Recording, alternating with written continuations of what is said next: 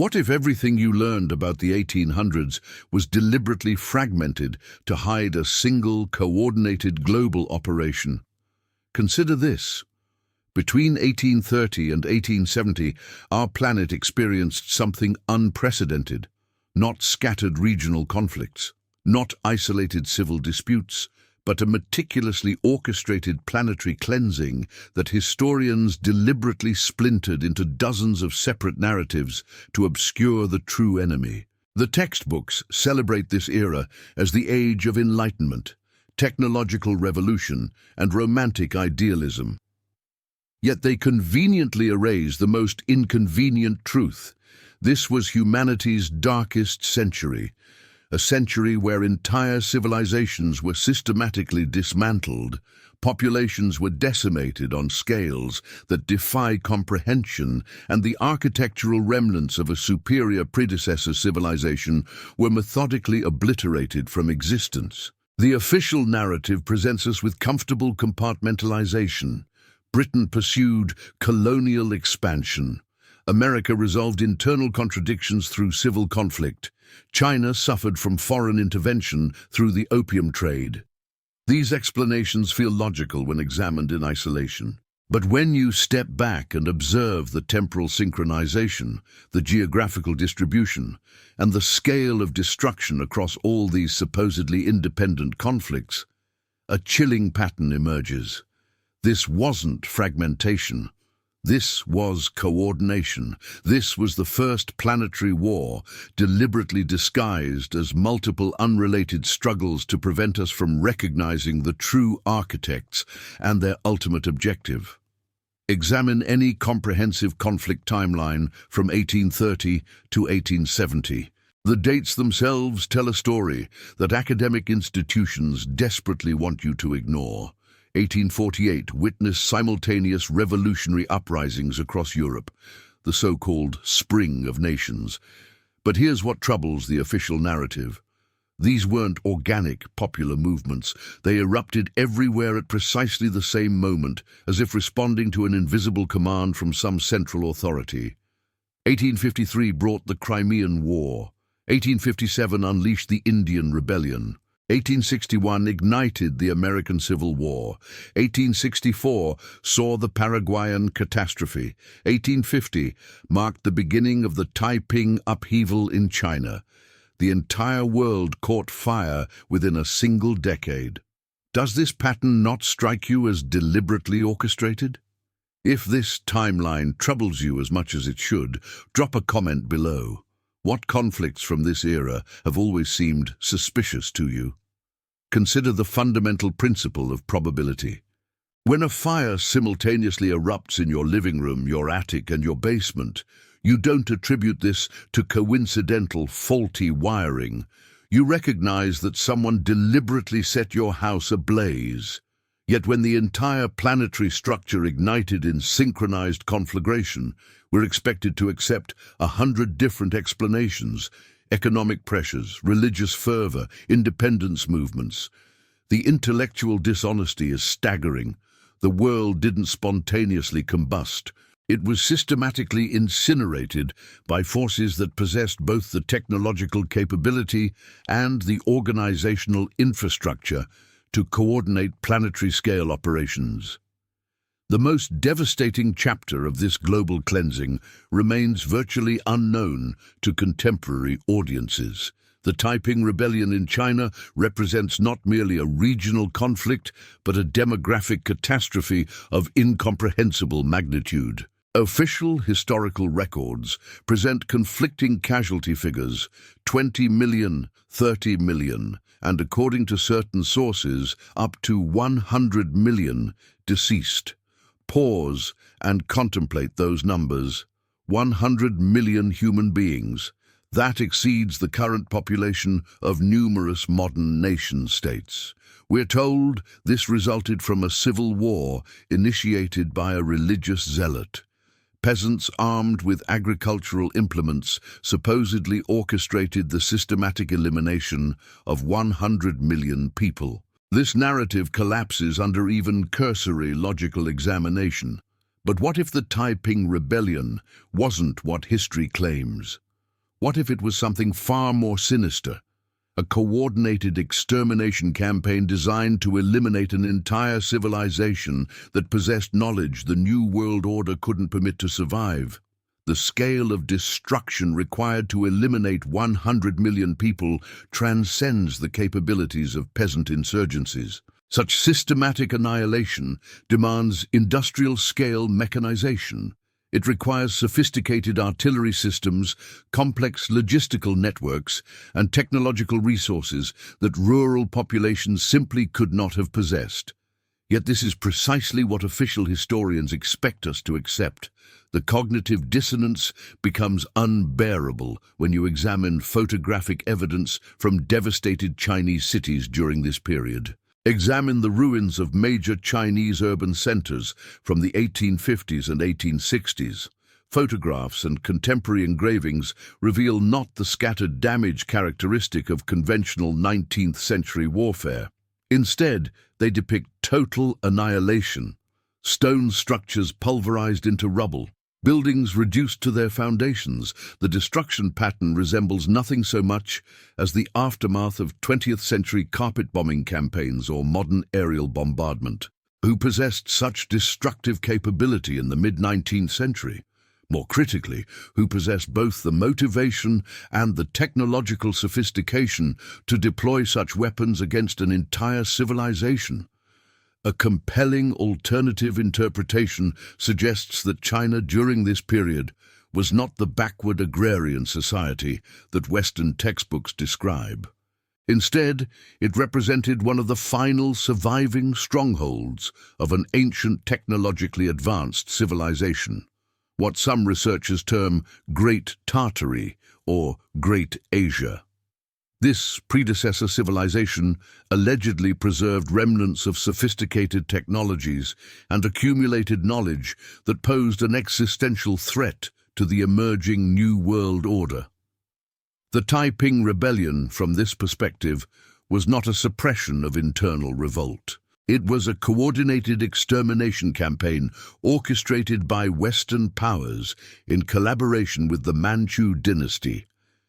The objective was systematic elimination of the indigenous population that retained memories of true history and possessed technological capabilities that the new masters of the world could not permit to survive.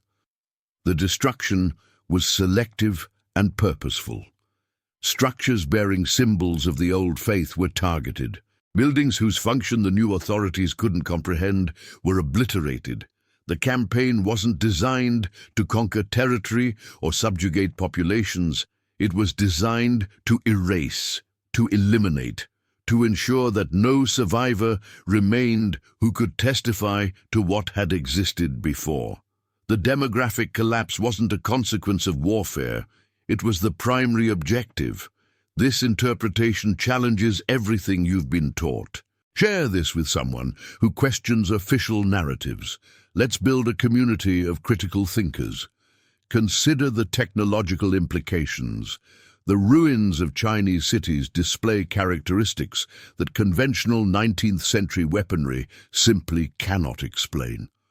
Brick structures show evidence of extreme heat exposure, temperatures that would require either sustained bombardment with incendiary devices or something far more exotic. Stone buildings display melting patterns consistent with thermal weapons operating at temperatures far exceeding what black powder explosions could generate. The phenomenon is called vitrification, the transformation of solid materials into glass-like substances through extreme heat. This process appears throughout the ruins of that era, yet remains conspicuously absent from official historical explanations. What if the weapons used to destroy these Chinese cities weren't primitive cannons and muskets? What if they represented a technological capability so advanced that 19th century observers couldn't even comprehend what they were witnessing? Cross the Pacific Ocean to North America, and the pattern repeats with disturbing consistency. The American Civil War is presented to us as a noble struggle, the enlightened North battling the slave-holding South for human liberation. This narrative feels morally satisfying. It provides clear heroes and villains. It allows us to feel virtuous about our historical inheritance. Yet when you examine the photographic evidence from destroyed southern cities, this comfortable story disintegrates. Richmond, Atlanta, Charleston, Savannah. These urban centers were reduced to rubble. Not merely damaged, not partially destroyed. Completely obliterated. Examine the photographs carefully. You observe brick shells devoid of roofs. Entire neighborhoods reduced to scorched foundations. Skeletal remains of buildings protruding from ash and debris. This destruction pattern bears no resemblance to the localized damage characteristic of 19th century field artillery. Cannonballs from that era created holes in walls.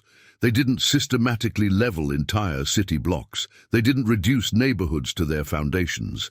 The nature of the destruction suggests something far more devastating than conventional warfare. The destruction resembles Dresden. It resembles Hiroshima. It resembles the systematic aerial bombardment campaigns of the 20th century. Yet we're expected to believe this resulted from Civil War combat between armies equipped with muskets and field cannons.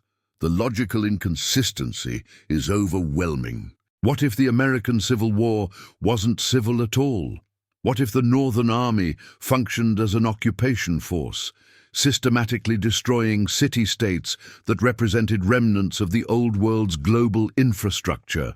The South possessed characteristics that troubled the emerging New World Order. It was agrarian, yes, but also wealthy and architecturally sophisticated. Southern cities displayed architectural styles and construction techniques that seemed impossible for colonists arriving in wagons to have created. The buildings possessed a grandeur, a sophistication, a permanence that suggested they were far older than official chronology permitted. These weren't structures built by 18th century settlers. These were remnants of an earlier civilization, preserved and inhabited by populations that maintained continuity with the pre-catastrophe world. The destruction served a dual purpose. First, it eliminated the physical evidence of this architectural heritage. Second, it erased the population that inhabited these cities, people who might have retained memories, knowledge, or genetic markers connecting them to the predecessor civilization. The casualty figures themselves reveal the true nature of this conflict. Official statistics initially reported 300,000 deaths. Contemporary recalculations suggest 600,000. Yet demographic analysis reveals far larger population gaps. Where did these missing millions originate? What happened to them? The numbers don't add up, and that's precisely the point. Comment below if you've noticed these demographic inconsistencies in official Civil War narratives. Consider the strange uniformity of military uniforms across all combatant forces. French, British, Sardinian, Russian. They all appear virtually identical, as if manufactured from the same centralized warehouse. This wasn't the result of independent national procurement systems. This represented standardization imposed by a coordinating authority. Similarly, the uniforms worn by opposing American forces displayed suspicious uniformity. This wasn't a civil conflict between distinct populations. This was a coordinated military operation where both sides wore uniforms, manufactured by the same system, followed orders from the same command structure, and pursued objectives determined by the same central authority. What if both sides of the American Civil War were controlled by the same power?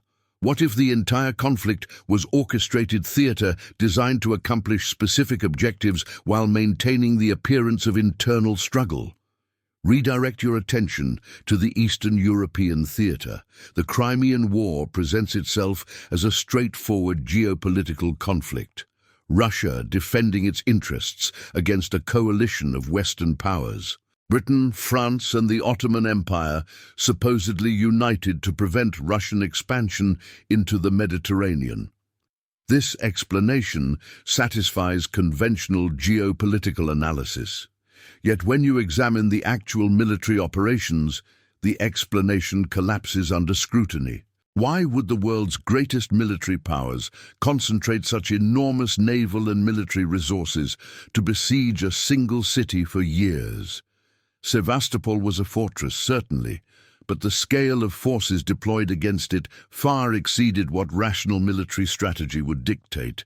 The coalition maintained a relentless siege, bombarding the city with unprecedented intensity. They didn't attempt to capture it through conventional siege warfare. They didn't negotiate surrender terms. They simply destroyed it. They obliterated it. They reduced it to rubble with maniacal persistence that transcended military necessity. Examine the fortifications of Sevastopol before their destruction. These weren't conventional 19th century military structures. The bastions displayed characteristics suggesting far more ancient construction. Cyclopean structures carved directly into rock. Underground communications networks of staggering complexity. Architectural features that couldn't possibly have been constructed with pickaxes and shovels under enemy fire. Sevastopol, like numerous other star fortresses scattered across the globe, represented an object of ancient infrastructure, an energy hub, a logistical center, a node in a planetary network whose function the New World Order couldn't permit to continue operating. The coalition's objective wasn't military conquest, it was systematic destruction. They bombed Sevastopol not to capture it, but to annihilate it, to level it to the ground, to transform antiquity into rubble, to ensure that whatever technological or organizational function it served would cease permanently. The soldiers participating in this operation, French, British, Sardinian, Ottoman, all wore virtually identical uniforms. They followed coordinated command structures. They pursued objectives determined by a central authority rather than by their respective national governments. This was a fixed match. Two armies, ostensibly opposed, collaborating to destroy an ancient city while simultaneously disposing of surplus population from their own countries through senseless, bloody assaults. The soldiers were cannon fodder. The populations they represented were being culled. The ancient infrastructure was being systematically dismantled. All of this proceeded under the guise of conventional geopolitical conflict. But Sevastopol was merely one node in a global network. What if similar operations were occurring simultaneously across the entire planet, each targeting specific ancient infrastructure sites? Perhaps no conflict in human history reveals the true nature of 19th century warfare more starkly than the Paraguayan War. This conflict represents genocide on a scale that defies comprehension. Paraguay, a small nation in South America, faced a coalition of regional powers, Brazil, Argentina, and Uruguay. The outcome was catastrophic. Official estimates suggest that up to 90% of Paraguay's male population perished. 90%. This wasn't warfare. This was systematic extermination. This was the complete cleansing of a territory to absolute zero. Why would a coalition of neighboring nations pursue such total annihilation? What threat did Paraguay pose that justified the elimination of an entire male population? The official explanation centers on territorial disputes and regional power dynamics. Yet these explanations fail to account for the totality of the destruction. This wasn't a conflict over borders or resources. This was genocide. Paraguay possessed characteristics that troubled the emerging New World Order. It was an incredibly developed, self-sufficient nation. It possessed railroads and telegraph systems constructed without British loans or foreign financial dependency. It represented a functioning alternative system, a nation-state that had escaped the control of London's financial clans. It demonstrated that development and technological sophistication were possible outside the emerging global financial system. This made it dangerous. This made it expendable. An alternative interpretation suggests that Paraguay served as a refuge, Deep within the South American continent, enclaves of the predecessor civilization allegedly survived, attempting to preserve themselves after a global catastrophe.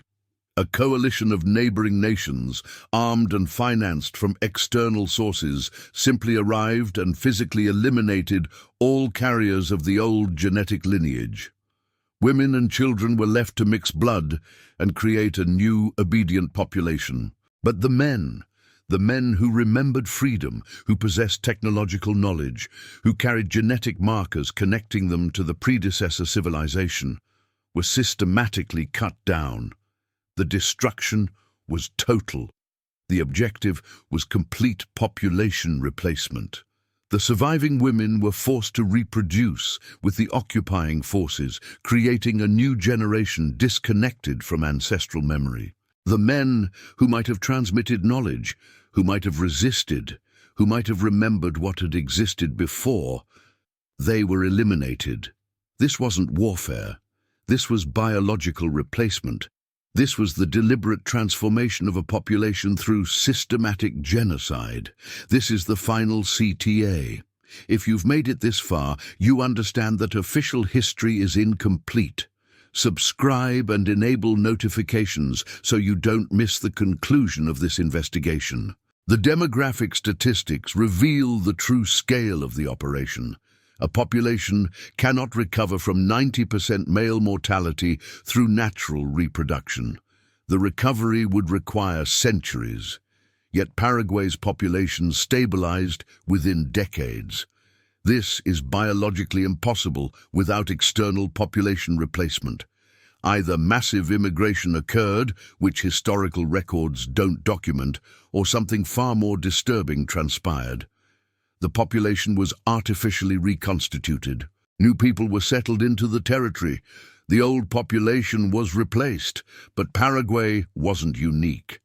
Similar population replacement operations occurred across the globe. What if the entire world's population was systematically replaced during this period? We arrive now at the most troubling aspect of this investigation. The weapons employed during these 19th century conflicts possessed capabilities that official history cannot adequately explain. Examine the fortifications that were supposedly bombarded during this era: Fort Sumter, Fort Pulaski, fortifications surrounding Paris, the bastions of Kronstadt. We're told these structures were attacked with cast-iron cannonballs filled with black powder. Yet the physical evidence contradicts this explanation entirely. The ruins display melted brick, granite that flowed like wax. The melting point of granite exceeds 1,200 degrees Celsius. Brick requires even higher temperatures to melt completely. Black powder explosions, even at their epicenter, cannot generate such temperatures. Yet throughout the ruins of that era, we observe vitrification, the transformation of solid materials into glass-like substances through extreme heat.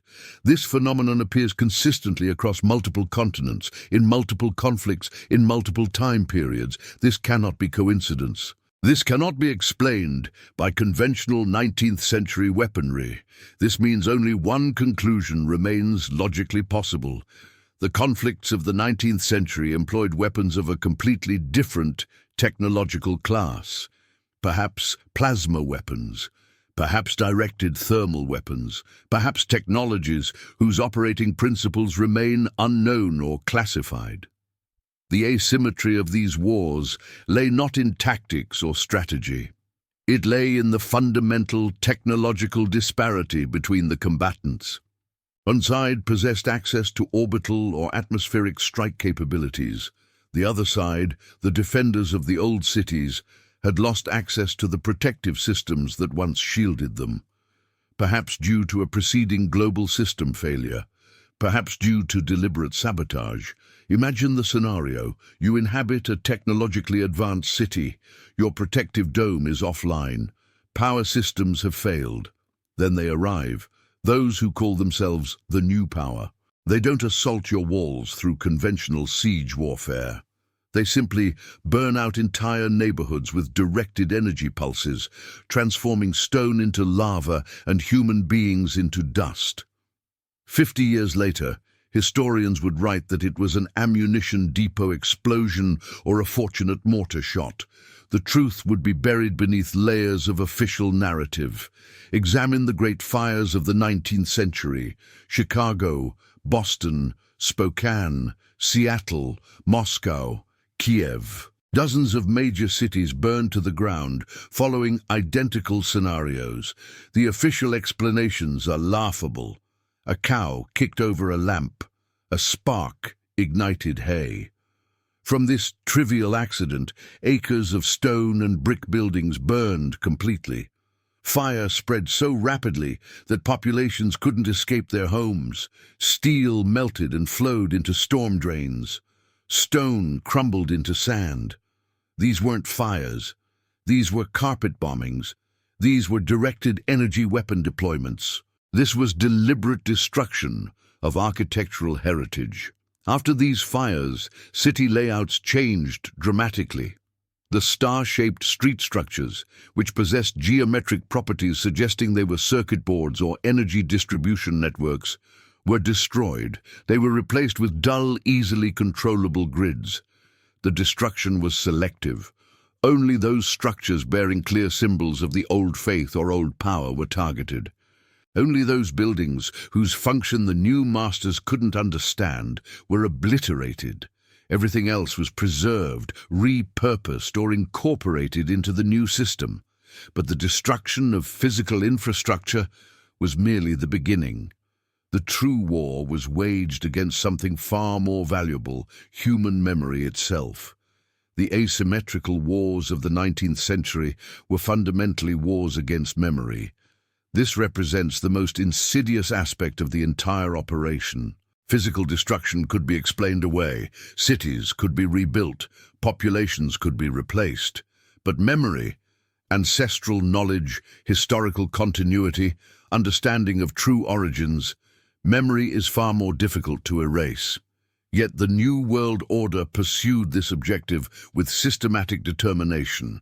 During this period, not merely residential areas burned, gigantic libraries burned, archives were destroyed, museums were obliterated. The Library of Congress experienced a catastrophic fire in 1851 that destroyed 2/3 of its collection.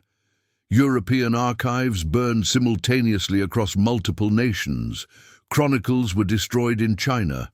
What were they burning?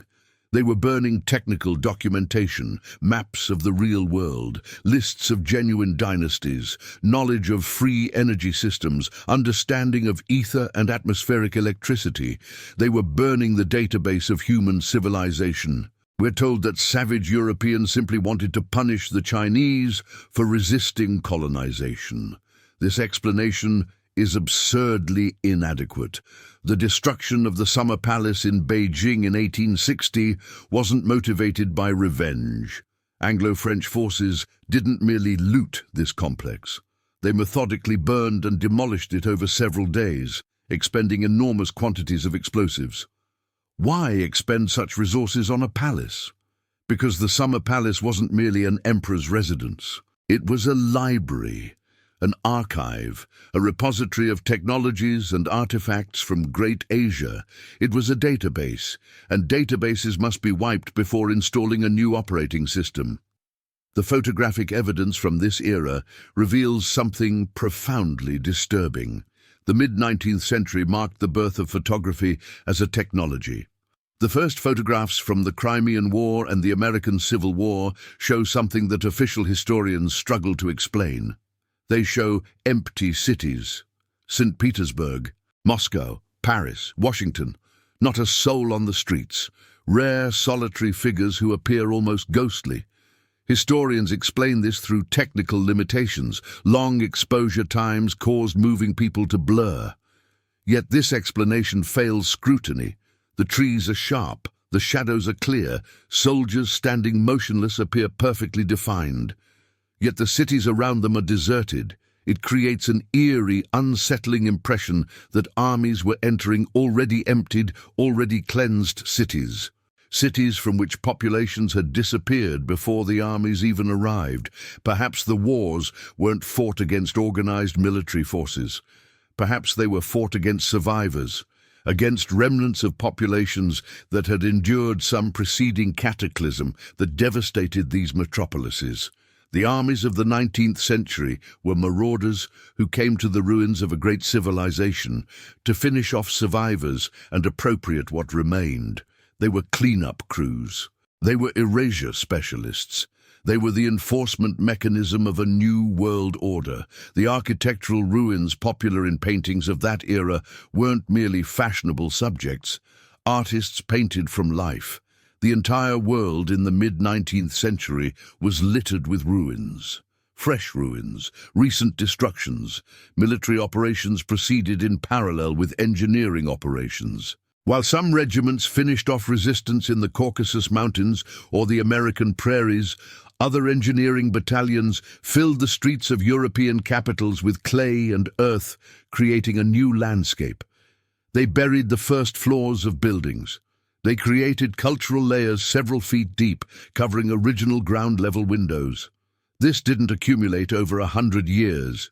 This was the consequence of deliberate engineering operations designed to conceal the true ground level.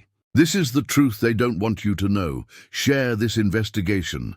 Comment your thoughts. Subscribe for more revelations about the hidden history of our world. The time for awakening is now.